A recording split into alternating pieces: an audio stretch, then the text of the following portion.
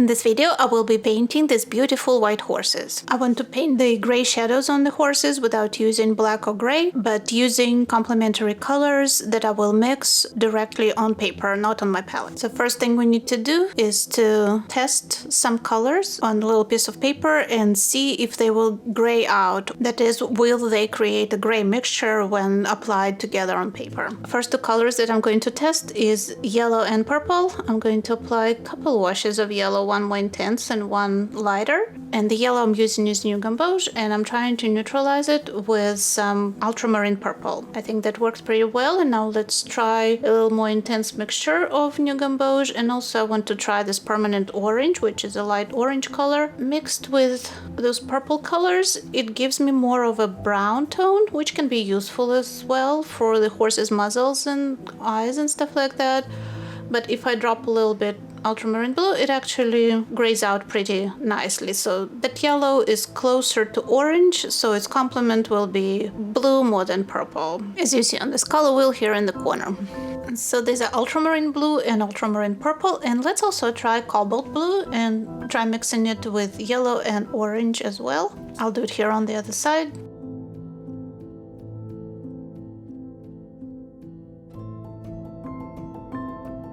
Now that we have our colors figured out, we can start painting.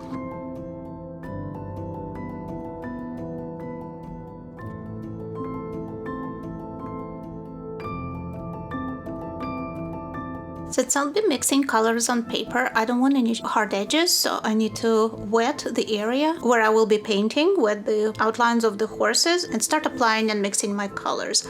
I'm using 300-pound Arches cold press paper. It allows me to apply many layers and achieve really vibrancy of colors. I'm using very diluted colors, of course, because I want light, transparent wash. I don't want a lot of coverage. I want this to look like a shadow, not as the color of the horse. And I'm also trying to leave some paper for the brightest whites, but I'm not too concerned about it because I like to use white gouache to restore my whites and add the highlights at the end of the painting process. Mixing those complementary colors, there is no exact recipe except taking the ones from the opposite sides of the color wheel. The way they will interact with each other and gray out will depend, of course, on the exact shade, but also on the manufacturer, because all the pigments will be very slightly different and the result will be slightly different depending exactly what paint you're using. So the only way to figure it out is to test them before you start painting.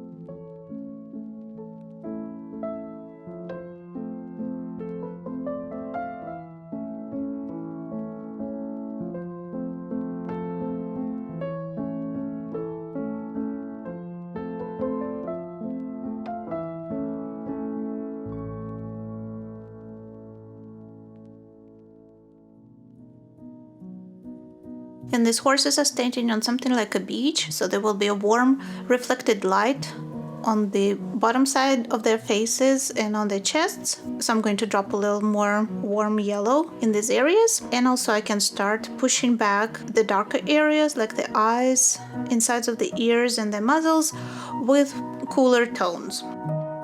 So I'm just gradually building my transparent layers, and I'm constantly comparing the tonal value of the shadows with brightest white. Because as we know, the correct tonal values in the painting are a lot more important than the actual color. And speaking of tonal values, to help me see them, as you see right now, my painting is a bit of a amorphous gray mass, so it's hard to tell what's it going to be. So to help me see those tonal values, I'm going to add my background. It's important to note that my horses are completely dry. I don't want any colors seeping into the horses from the background. And I'm not going to paint the background that I have in the photo.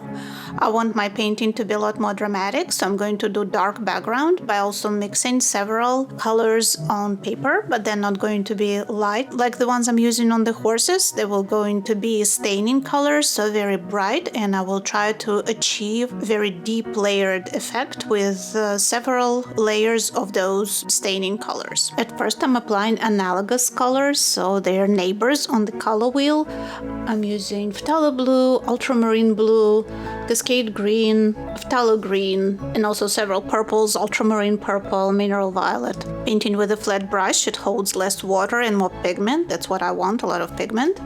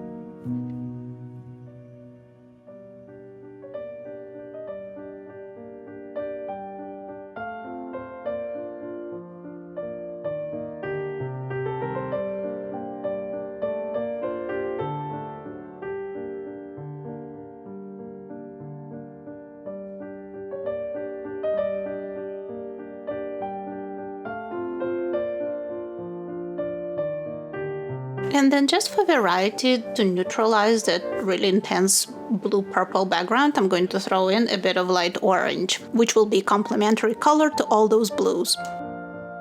Now that we have a better reference point for our tonal relationship, I can start deepening the shadows on the horses. So the same process again, layering transparent layers of complementary colors.